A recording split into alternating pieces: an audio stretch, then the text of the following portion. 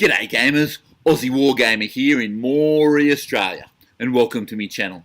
On the next few episodes, I'm going through every major Age of Sigmar faction and why you might want to play them.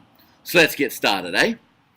So I finally convinced me club, the Moree Tabletop Wargamers, to start playing Age of Sigmar, which is bonsai, I reckon. We've been playing a few games and I've been asked a lot about what armies people should start collecting. So here's my thoughts on each one. This episode, I'll be looking at the Grand Alliance Order armies, beginning with the poster boys and girls of Age of Sigmar, the Stormcast Eternals. These guys are former mortal warriors stolen from the point of death by the God King Sigmar and upgraded into dudes wearing big suits. They're the most supported army by Games Workshop and the face of the Age of Sigmar. They're a great army to get into for beginners because they're well-rounded, you don't need that many models, and they basically paint themselves.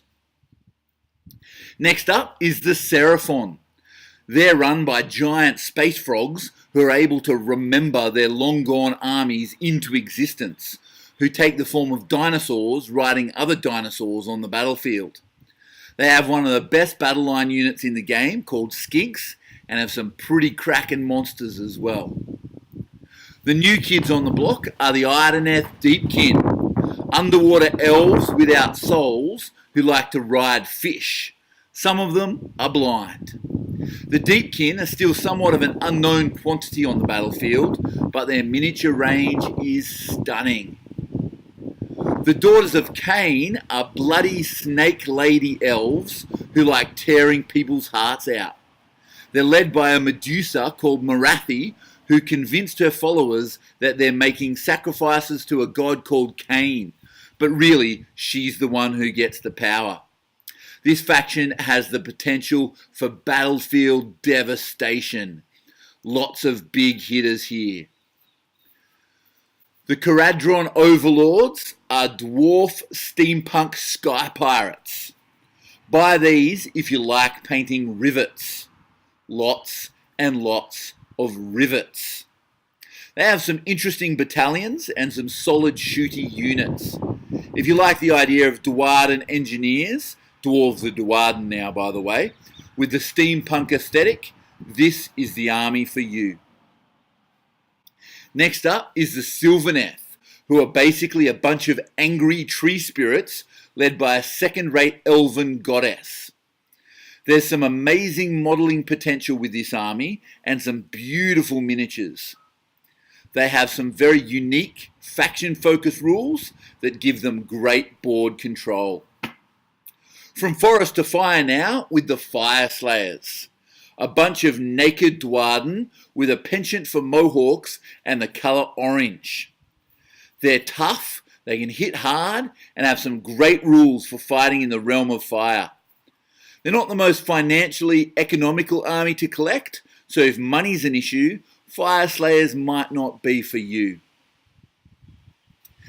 Next up are the Free Peoples, including the Ironworld Arsenal, the Collegiate Arcanum, and the Devoted of Sigmar.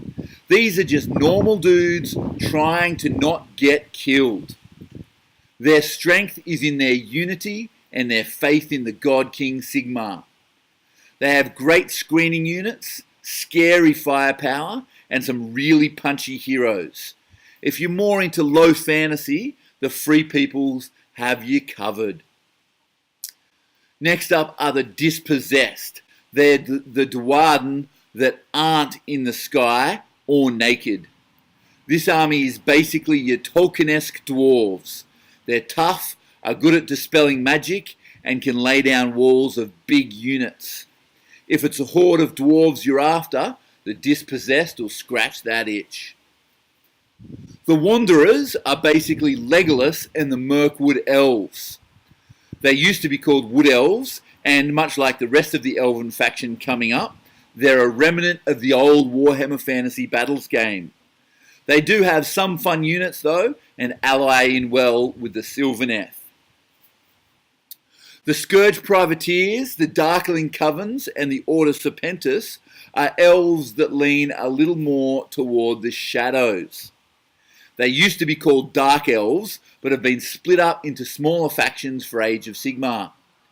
If you like the look of Dark Elf pirates and dragon riders, and don't mind losing games, you might want to look at these. On the opposite side, what used to be High Elves have been split up into the Phoenix Temple, the Order Draconis, the Lion Rangers, the Eldritch Council, and the Swifthawk Agents. These are elves that lean a little more toward the light. As with the Dark Elves, they're not really all that competitive anymore, but if it's Lothlorien-style elves you're after, there may be something for you here. Well, that's all from me. Next week, we'll take a look at all the Chaos factions. Thanks for watching, and as always, subscribe if you want to hear more of my voice. Catch us later.